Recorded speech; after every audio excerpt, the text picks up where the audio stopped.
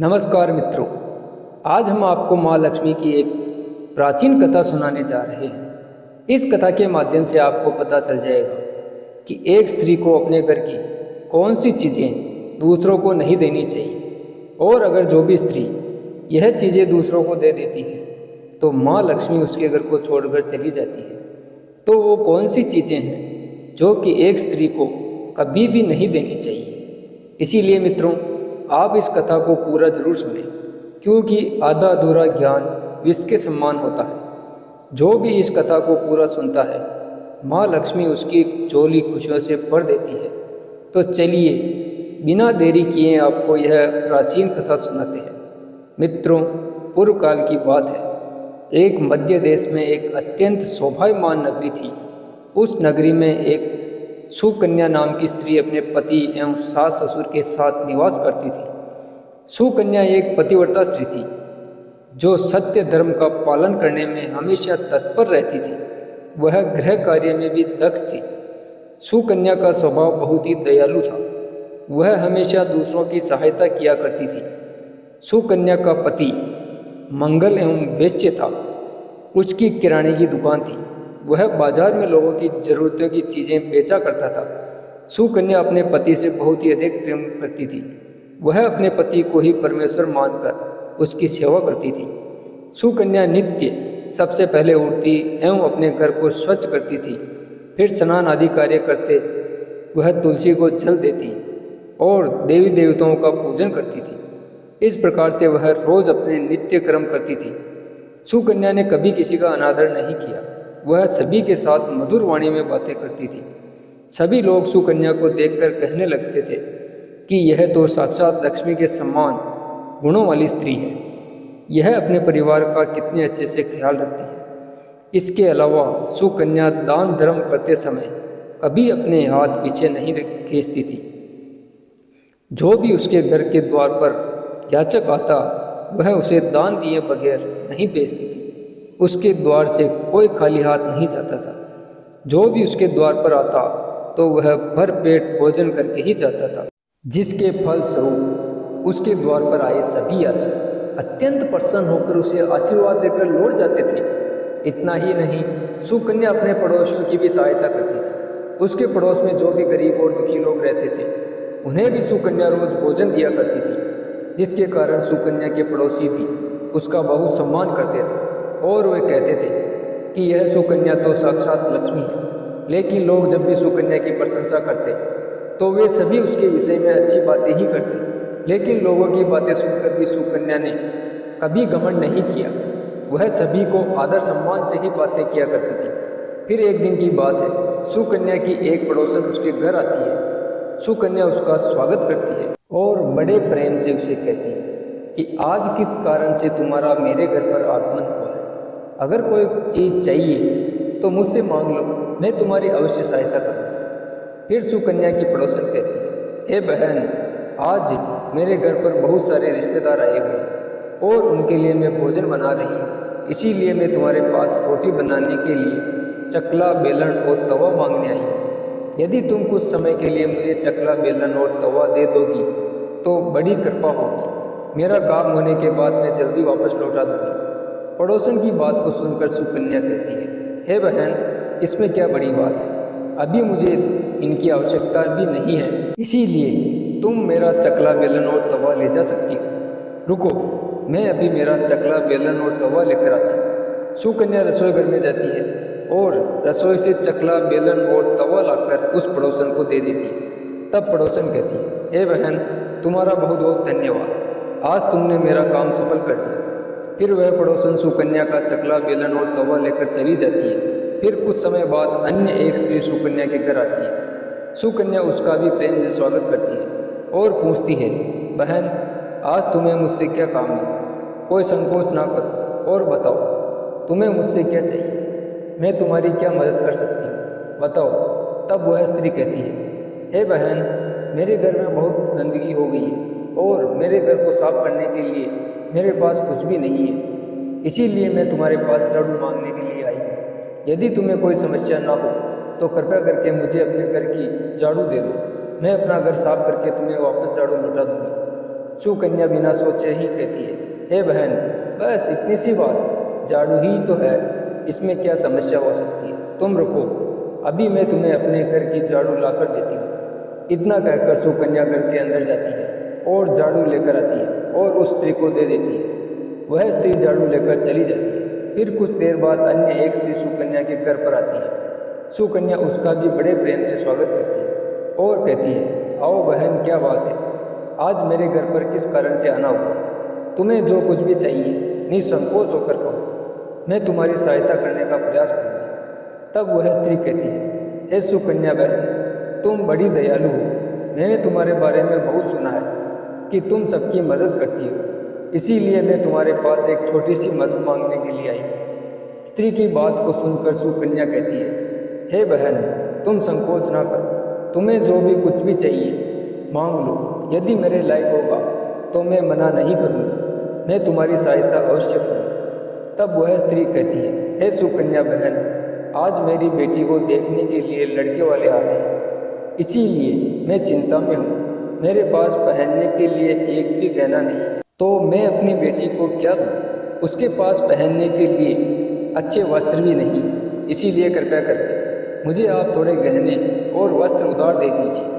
केवल एक दिन के लिए, जब लड़के वाले देखकर चले जाएंगे तो मैं तुम्हें गहने वापस लौटा दूँगी। इस प्रकार पड़ोसन की बात को सुनकर सुकन्या कहती है, बस इतनी सी बात, बहन तुम चिंता मत करो, तुम्हारी पुत्री मेरी बहन जैसी है, मैं तुम्हारी सहायता अवश्य करूँगी। तुम रुको, अभी मैं तुम्हें मेरे गहने और साड़ी देती। फिर सुकन्या अंदर अपने कमरे में जाती है और अपने गहने व साड़ी लाकर उस पड़ोसन को दे देती है।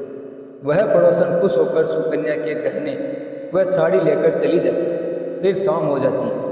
फिर अन्य एक पड़ोसन सुकन्या के घर आती है। सुकन्या उसका भी बड़े प्रेम से स्वागत करती है और कहती है, आओ बहन, आज किस कारण से मेरे घर पर आना हुआ?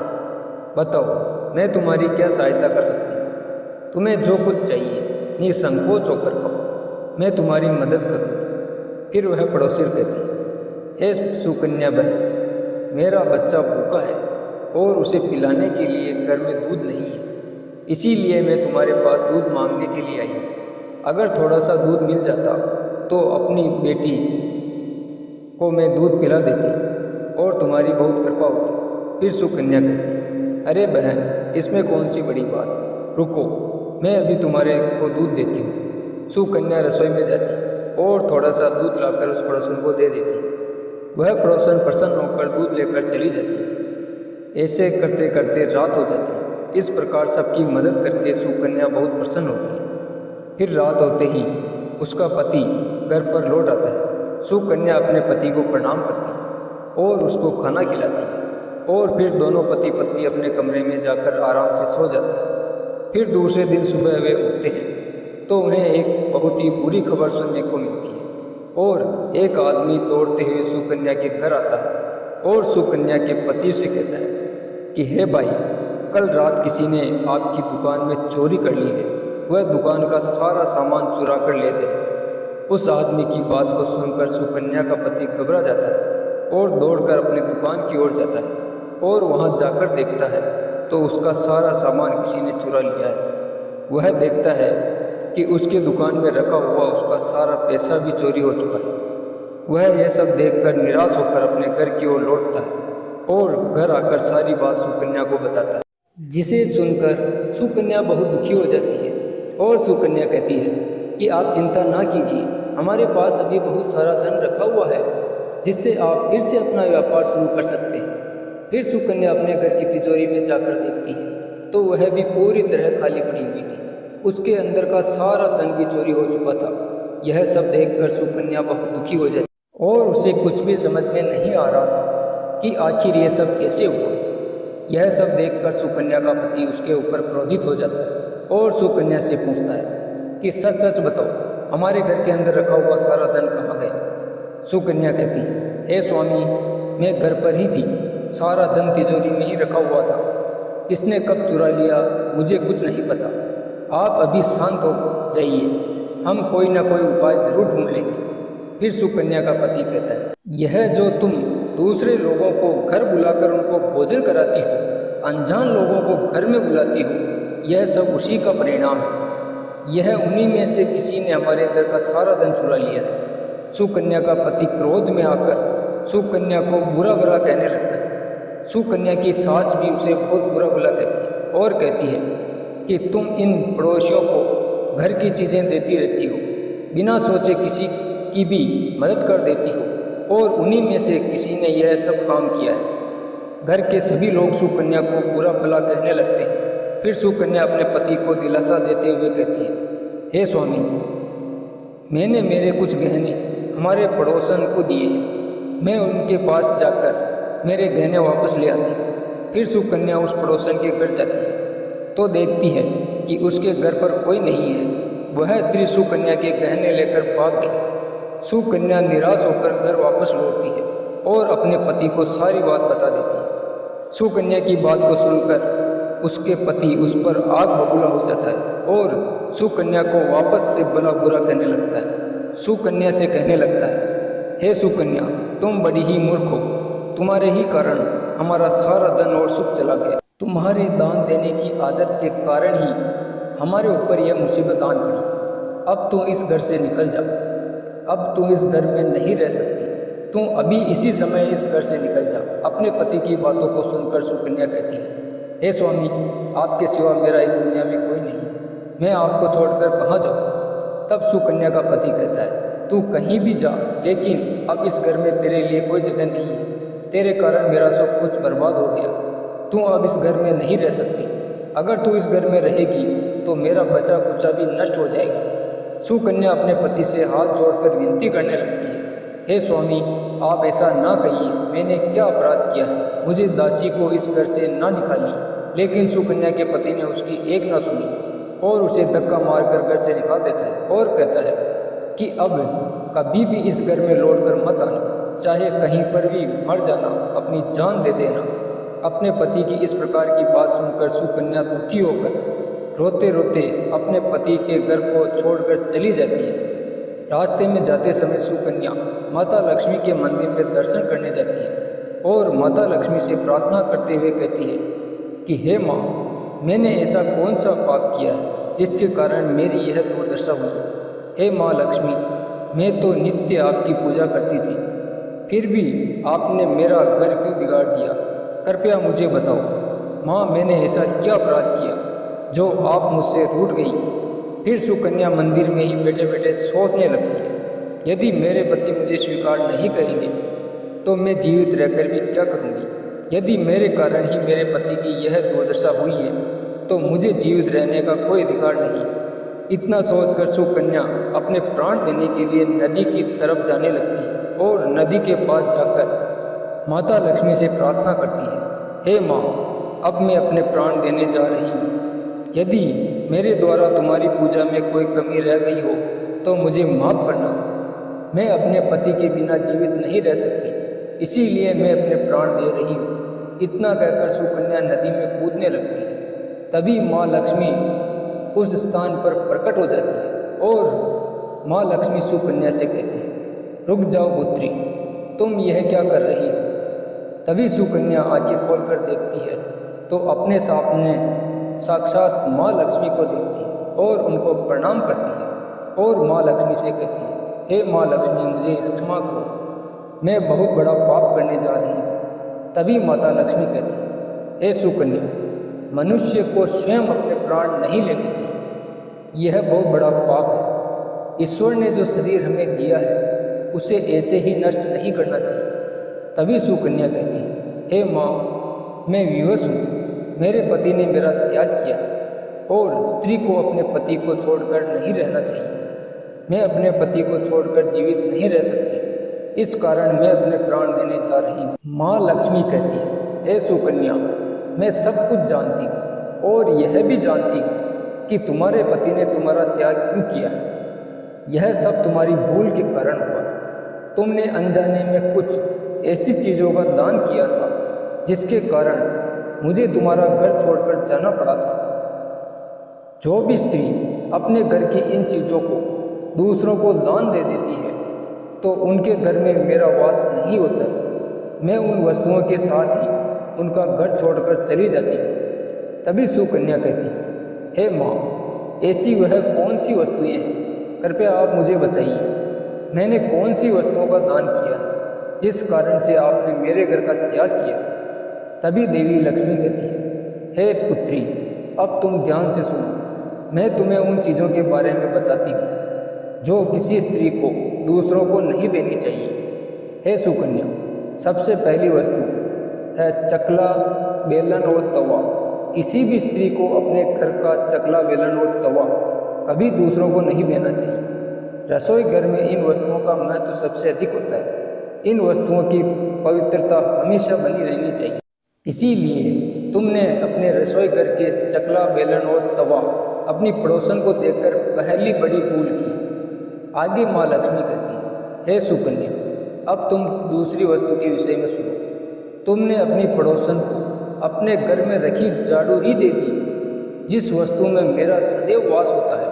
जो वस्तु मुझे सबसे अधिक प्रिय है, तुमने उसे ही दूसरे को दे दिया, तो फिर मैं तुम्हारे घर में कैसे ठहरती। हे सुकन्या, जो स्त्री अपने घर की झाड़ू दूसरों को दे देती है, मैं उसके घर को त्याग देती हूँ। ध्यान रखना सुकन्या, घर में झाड़ू को हमेशा छिपा कर रखना चाहिए, इसे पैर में नहीं लगाना चाहिए। हे सुकन्या, अब तुम तीसरी वस्तु के विषय में सुनो जो एक स्त्री को कभी दूसरों को नहीं देनी चाहिए।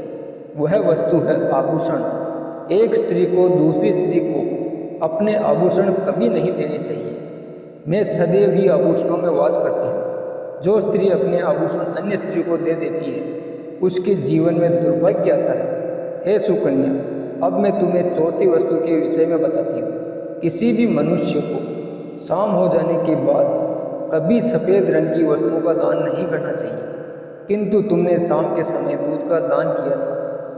शाम को दूध का दान करने से जीवन में दुर्भाग्य आता है। शाम को सफ़ेद रंग की चीज़ें दान करने से मनुष्य के जीवन में अशुभ काल आता है। माँ लक्ष्मी कहती है, हे सुकन्या, अब मैंने तुम्हें उन सभी वस्तुओं के बारे में बता दिया है जिनका दान नहीं करना चाहिए। यह वस्तुएं कभी किसी को उधार नहीं देनी चाहिए।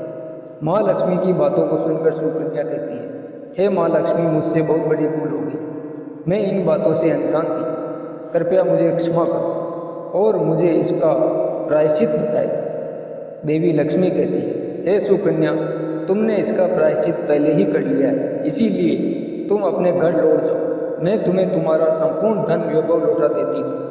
इतना कहकर माँ लक्ष्मी उस स्थान से अंतर्ध्यान हो जाती है। फिर सुकन्या माँ लक्ष्मी को धन्यवाद करती है और वापस अपने घर की तरफ जाने लगती है।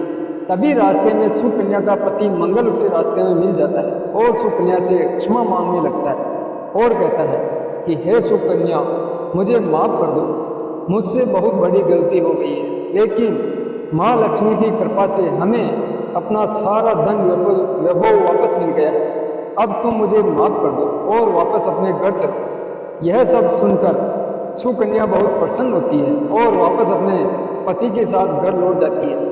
और इसके बाद सुकन्या अपने घर की यह चीज़ें कभी दूसरों को नहीं देती है। तो दोस्तों, आपको समझ में आ गया होगा कि घर की किन चीज़ों को दूसरों को नहीं देनी चाहिए। मैं उम्मीद करता हूं कि आपको मेरा यह वीडियो पसंद आया होगा। अगर आपको पसंद आया हो तो चैनल को सब्सक्राइब अवश्य करें एवं कमेंट्स में जय माँ लक्ष्मी अवश्य लिखें।